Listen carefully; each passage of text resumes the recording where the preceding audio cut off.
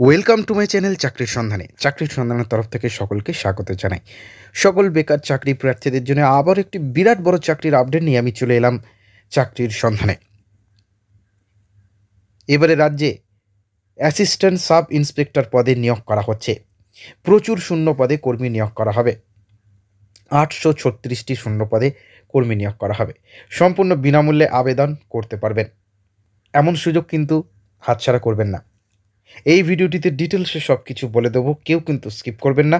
চলুন ডিটেলসে দেখে নেওয়া যাক। দেখুন, নিয়োগ করা হবে অ্যাসিস্ট্যান্ট সাব ইন্সপেক্টর এক্সিকিউটিভ পদে।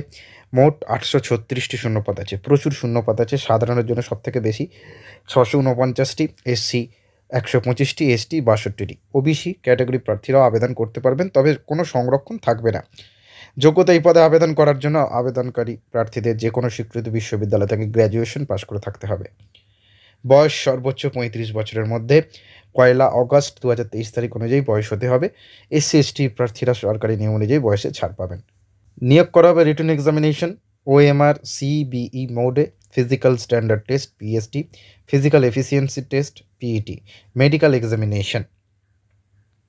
বিস্তারিত জানতে অফিসিয়াল বিজ্ঞপ্তিটি পড়ে নিতে পারবেন। ডেসক্রিপশন বক্সে সে লিঙ্ক দিয়ে দেবো।